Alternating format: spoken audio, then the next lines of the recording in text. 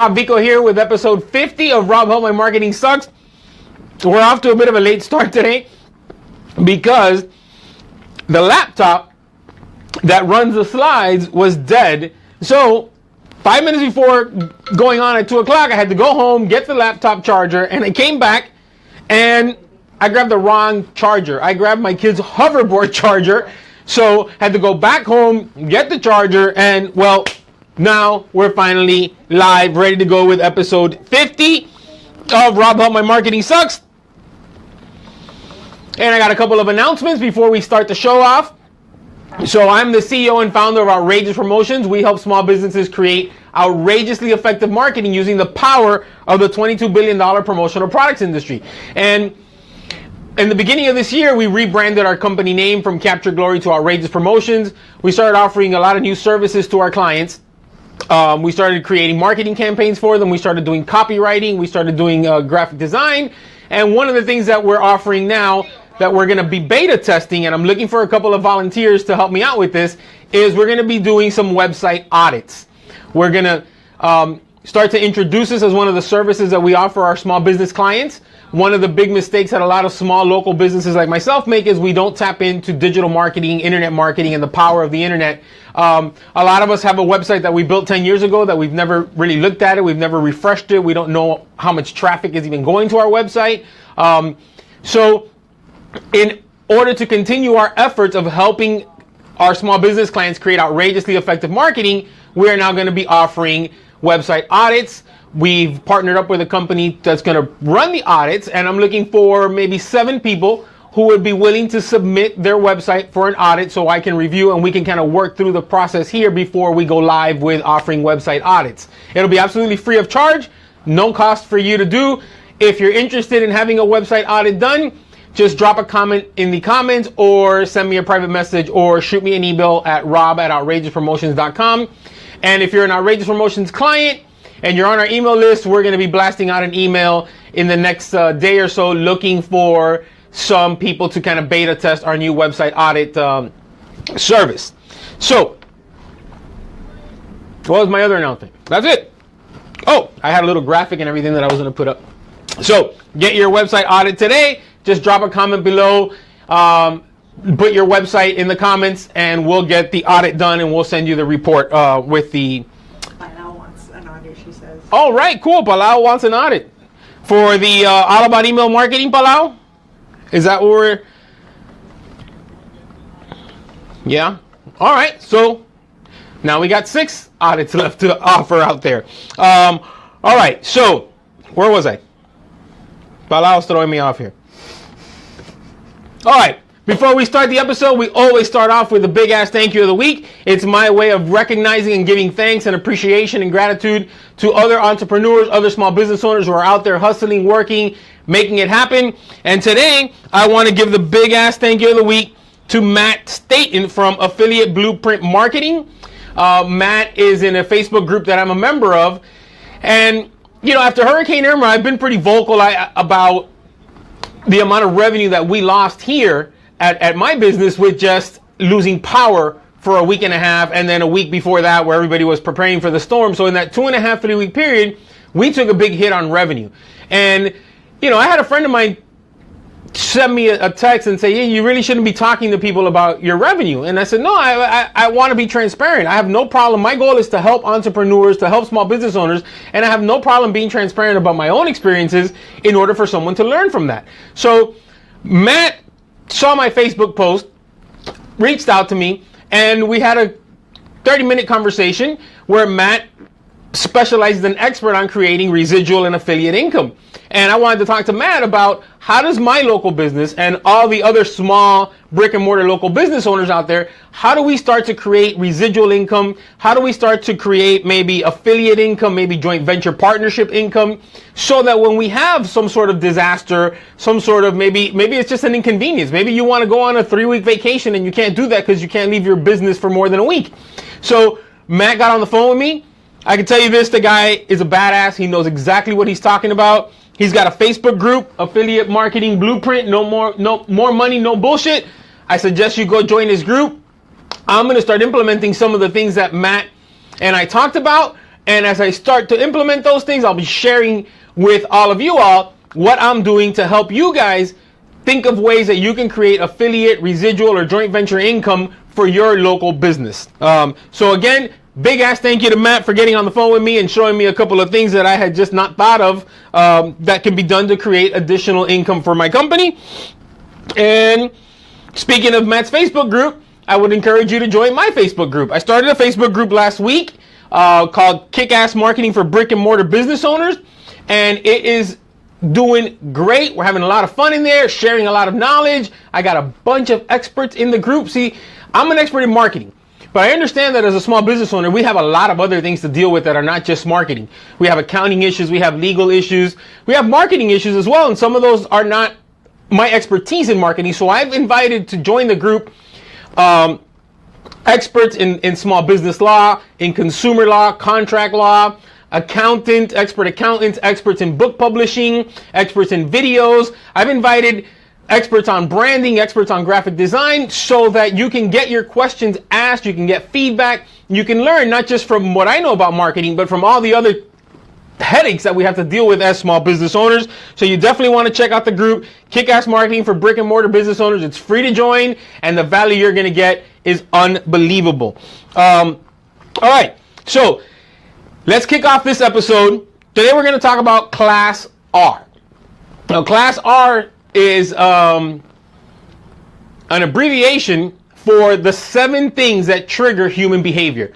I read this book probably in 2005, 2006 from Dr. Robert Cialdini. I believe he's a Harvard psychologist, and he wrote this book, Influence, the Psychology of Persuasion.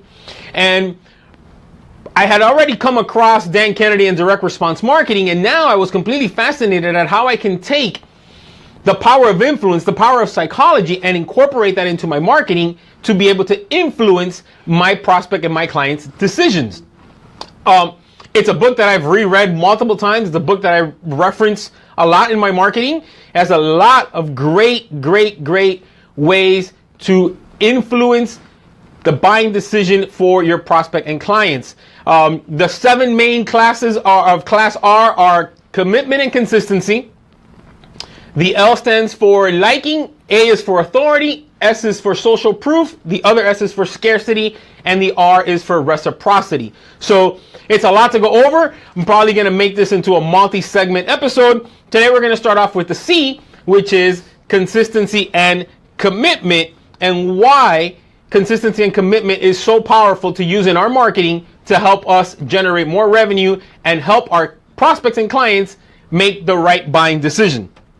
So why commitment and consistency? I'm going to read to you a couple of things that I pulled out of his book. We are driven to remain consistent in our attitudes, words, and actions. So when we are led to make a commitment of some kind, to go on the record or take a stand or make a decision, there's an urge to remain consistent with that original commitment later on. That's because social consistency is a desirable personal trait. It's seen as a rational, trustworthy, stable, and decisive individual. So a lot of this is kind of ingrained in our subconscious as to the norms of our society and the way that we need to conduct ourselves in our society. And one of those is being consistent and consistency and commitment to your actions, your decisions, your words. So we have to find ways of using that consistency and commitment in our marketing to get them to start to follow through with the commitments that they've already made. And we do that having them make small commitments.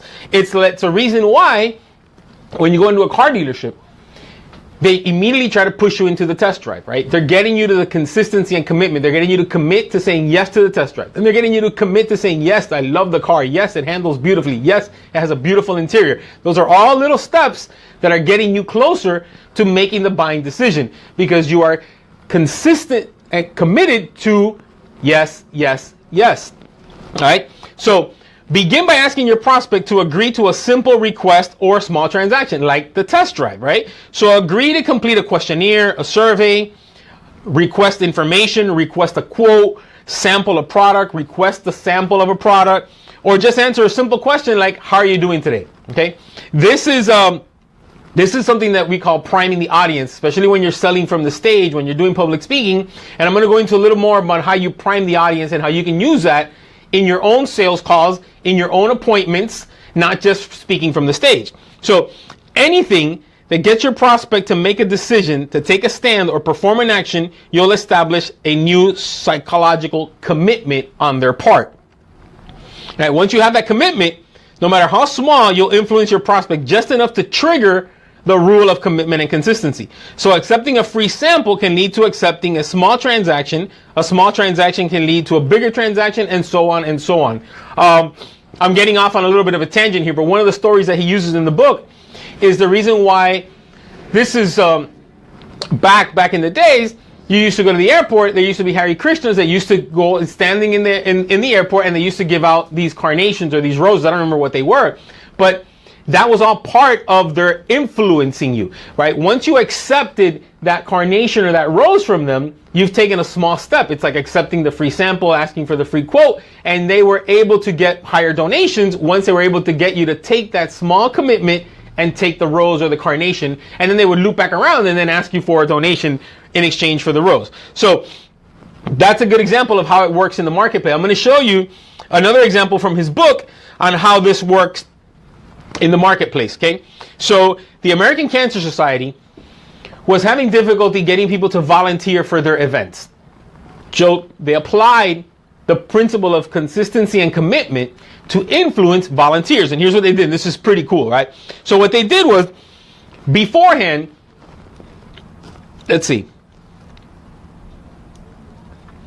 They would ask prospects to predict what they would say if asked to volunteer 3 hours to collect donations. Many would say yes. However, later these people were called again and actually asked to volunteer for 3 hours. So what happened is they call people on the phone.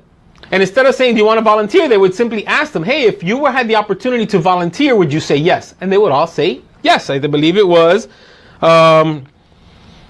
it doesn't have the statistic. It's 700% increase. Okay. So then once they mark off all the people that said yes to this survey question, then a week later they would follow up with them and give them the opportunity to volunteer. And they got 700% more volunteers because the volunteer is saying yes because they're being consistent and committed to the decision that they said a week ago. Right?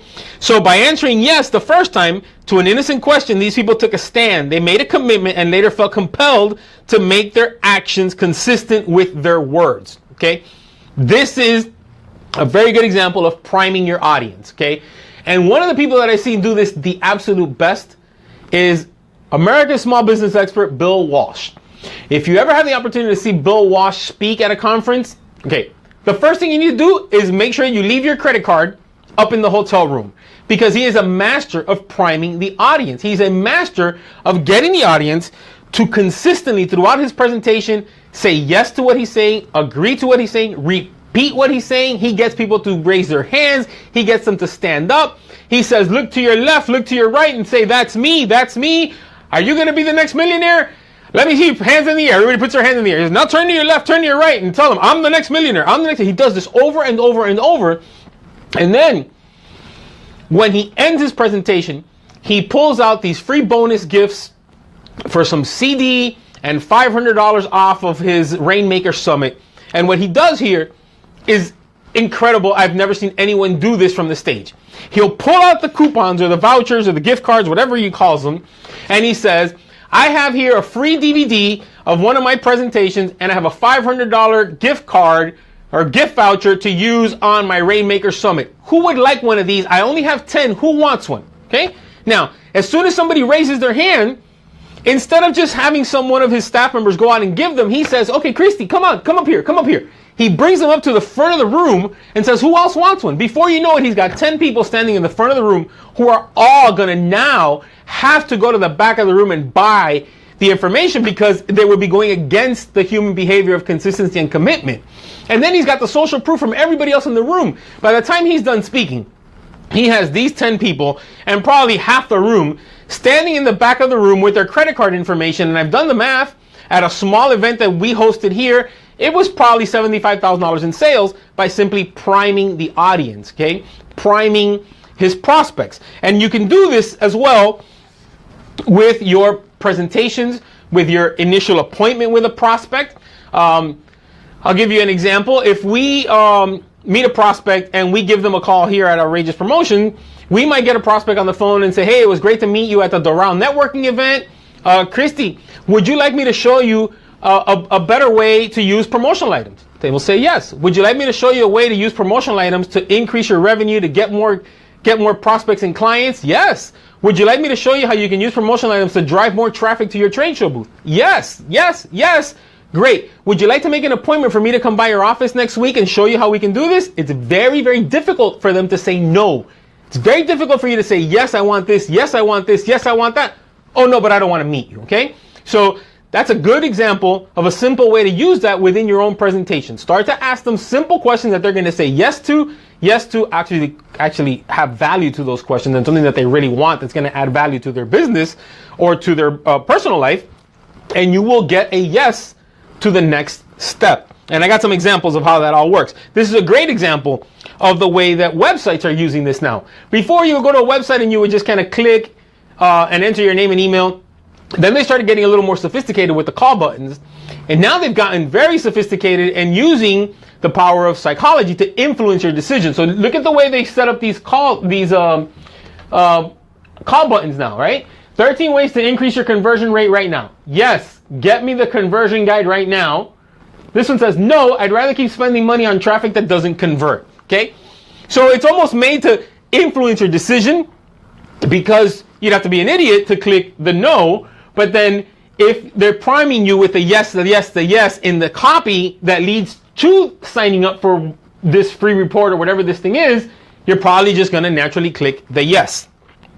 So that's a great way to influence the buying decision or the call to action of your prospect or consumer. So if you have a website and you don't have one of these type of call buttons, this is what you need to do. If you have a website, I offered at the beginning of the show, we're doing some website audits. I'm offering 7 of them to beta testing. I think one person already commented they wanted one. So if you want to get a website audit, make sure you jump in the comments, say you want it, and drop your website, and we'll get that audit going for you. All right, so another way that you can use it is to build on existing commitments. So we already talked about using small commitments to lead to bigger commitments, right? But we can also build on those commitments to offer different products and services. And this is pretty cool, pretty powerful the way they do this, and I'm going to give you some examples of how this works, right? So for example, if you're selling Kindles and you know your prospects are book buyers, like they love hardcover physical books, they've already made that commitment. Okay, so how do we build on that commitment now? So we might word our marketing to say something like, there's no substitute for real books, but as a smart reader, you know you have to prioritize your reading. Now you can enjoy many of the books that you can't carry around with you all the time.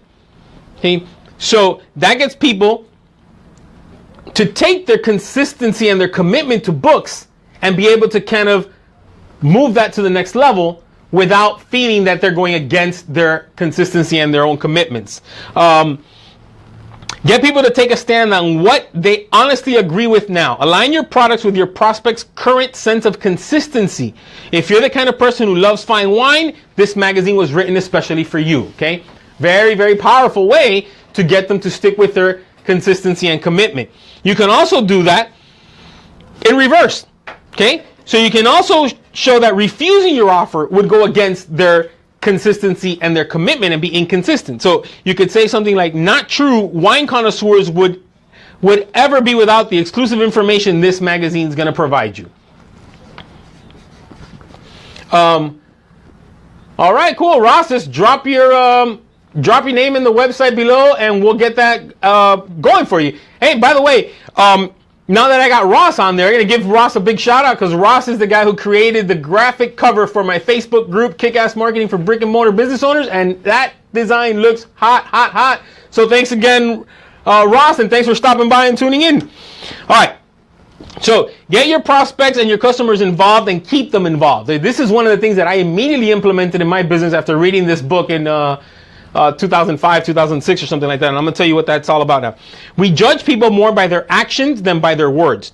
And people judge themselves the same way. Therefore, action is key to effective communication. The more active a commitment, the better. So instead of having your prospects just think about it, have them say it out loud. Instead of having them just say it, have them write it out. Instead of having write it, have them do it. Okay? So after reading this book, one of the things that we started to implement right away in our business was we started doing surveys. Right after a client's order was delivered, we had 5 questions. We would call them up with a survey. Why would we do that? Well, part of it is we wanted the feedback, we wanted to know how we were doing, but the other reason was to go into being able to influence their commitment to working with our company. Because if they just answered, yes, everything was great, yes, the turnaround was great, the service was great, yada, yada, yada. Okay, great, Christy. Would you continue to work with Capture Glory for all our, now it would be Outrageous Promotions. Would you continue to work for Outrageous Promotions for all your promotional needs? They say yes to that. That is reassuring their consistency and their commitment to continuing to work with your company. And then we would simply respond, great, I'm going to send you out a $25 gift card. So we would get them to basically vocally say how great a company we are, how much they love working with us, and how they're going to continue working for us. And then we would reinforce that by mailing them a $25 gift card that they can use on their next order with us.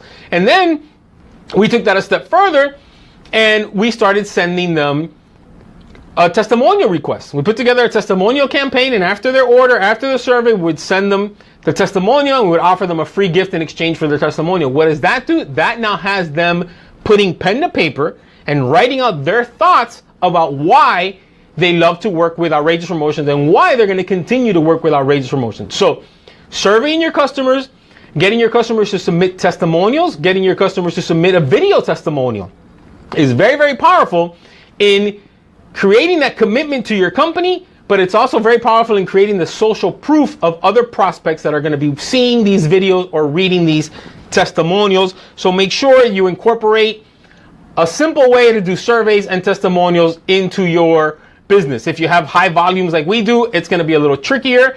If you're a real estate agent and you're selling properties, you're not going to have to be doing 10 or 20 of these a week. I guess you would want to be selling 10 or 20 houses a week. But, you know, depending on the volume of your transactions, it's going to be a little harder to pull that off. But it is worth it, because when I look at my business, we've been doing this 18 years now, and we have clients with us that have been with us for just about 18 years. And some of these are big clients that other competitors are constantly coming at, and they stick loyal to us for the last 18 years. I'll give you some examples of other ways that you can use that. It's a great way is social media. A lot of companies run social media campaigns where they'll do contests or before and after type of pictures. This makeup company has their users put up pictures on their social media of them using the makeup of their I don't know what you call what it looks like after.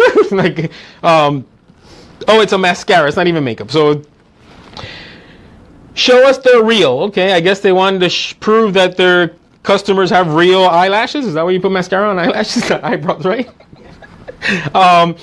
So here's another great cool one. Dunkin' Donuts did this for Halloween.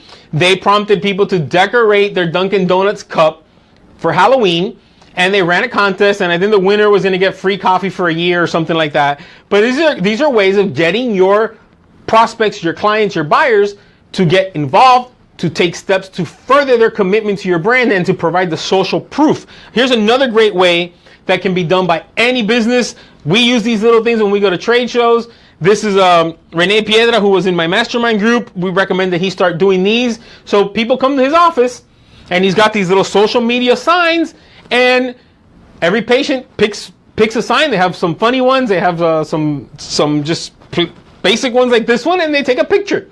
That is in the patient's mind, reinforcing their commitment, and is providing social proof for your business. All right, we already talked about writing. So basically, to give you guys a wrap up of what we just went through, which was quite a bit of information, is basically start to influence your prospect by having them make small decisions. Okay, that small decision might be requesting a free quote, downloading a free special report, That might be taking the test drive. That might be buying a $7 ebook, right? We use this a lot in internet marketing, where they'll have like that lead to kind of come in and offer you the $7 this, and then that's going to work you into their value ladder, into their ascension ladder. Commitment and consistency. No, I'm just. And encourage public commitments. Encourage them to write it out, speak it out, record it. Well, before we wrap this up with my WTF marketing moment of the week, I do got one extra thing that just occurred to me. Right? When we talk about writing out that commitment, okay, this is one of the reasons why it's so powerful, especially when you're selling a high ticket item, to ask the client to qualify for the service or the product. Okay, so in the mastermind groups that I run, we don't just accept everybody in the mastermind group. We have them go through a process to qualify to be in the group. If you're offering discovery calls, okay, change the positioning of that discovery call and word it in a way where we're going to get on a call to see if you qualify for this product or service. We only like to work with clients that we can actually help, so we want to make sure everybody qualifies. What that does is the prospect, if they want your product or service, they now want it more, okay? It's like the way a con man works, right? One of the things a con man does is he puts it out there and then he takes it away from you, which makes you want it more, makes you easier to con. So by making them qualify, by making them see if they are a good fit for this product or service, you're making them want it more, okay? And they're going to answer the questions in the way that they feel is going to get them selected or is going to get them to qualify. And they're going to be more committed to the process, more committed to the product or service because they qualified for it. So the more you make them commit, the more effort you make them take, the more powerful the influence will be down the line. So I just wanted to throw that in there before we wrap up this episode. So Monday's episode, the upcoming Monday's episode, I'll go to the next part of his C.L.A.S.S.R formula, which is liking. We've all heard people buy from those they know, like, and trust. So how do we use like to influence our prospect's buying decision? All right, so we're going to wrap this episode up. Again, this is all coming from Dr. Robert Cialdini's book, Influence. I strongly suggest you go grab it on Amazon. It's like $14. Very powerful information in that book. And one more reminder to join my Kick-Ass Marketing for Brick and Mortar Business Owners Facebook group. That's a design that Ross Williams did that I just gave a shout out. I think you guys will agree that looks pretty damn good. And I'm going to wrap this one up with my WTF marketing moment of the week. I typically have funny WTF marketing moments of the week, but a friend of mine posted this one on Facebook, and it was truly a what the fuck moment, but not in a funny way. And her point was that as marketers, we have a responsibility of what we represent, what we put out with our brand. And this ad from Dove is just bizarre. And I used to have a lot of respect for the way Dove incorporated all kinds of women, different body shapes, different cultures. And someone chimed in as to what the real gist of this campaign was supposed to be. But if you look at the way they've positioned all this, it's just not, it doesn't sit well with me. It's more like, who thought this was a good idea? Because what they're kind of showing you is a transition of going from a black woman into a white woman. And here's the before, and they have the black woman here, and then the after turns her into a white woman. So and that's just bizarre. I mean, I think the goal of the whole campaign was to show that any skin type or any color can use Dove, but the way they've transitioned this into her removing the brown shirt and being white, and it's just wrong. And my wife, that's usually in the background cracking up, has this kind of shocked look on her face, like, right? So that's my WTF moment. It's not a funny one, but it's one that's showing us that we, as business owners, as entrepreneurs, as marketers, need to be socially conscious of what we're putting out there. So we're going to wrap this episode up. Oh, I think we're getting a comment here. Great show. Thank you, Mr. Kurtz, for tuning in and watching. Thank you for being active in the group. And we're going to wrap this episode up. We'll see you all next Monday for episode 51 of Rob Help My Marketing Sucks. And then the following week, October 23rd, we got the 1-year episode of Rob Help My Marketing Sucks. And I have put together a list of special, not a list, I put together a group of expert guests that are going to come on the show. David Kurz is going to be on the show. I got Akbar, who's a 7-figure funnel creator. I got Daniel Vega, who's a 7-figure Facebook marketer. I got Arnie Geske, who's a Facebook groups expert. Who else do I got? I got Kat, who's all about taking action and making more profits. Working on Amanda Goldman, the Marketing Like a Nerd. I got Mike Piscotta, who's a 7-figure e-commerce guy. I got Jesse Aaron, who's a 6-figure copywriter who was an amazing story of ending up doing in a Thai prison. This is the first one. I got, I don't remember who else I got. I got like 9 people coming on the show. I should have been a little more prepared to plug it. But that's going to be October 23rd. That's going to be the 1-year episode of Rob Holman Marketing Sucks. And that's not going to be at 2 p.m. That episode's probably going to be a little longer than most. So that episode's going to be at 6 p.m. Should give you enough time to grab a pen and a paper, grab a beer, sit down, watch the show, and learn a thing or two. All right, we're signing off. See you all next Monday for another episode of Rob Help My Marketing Sucks.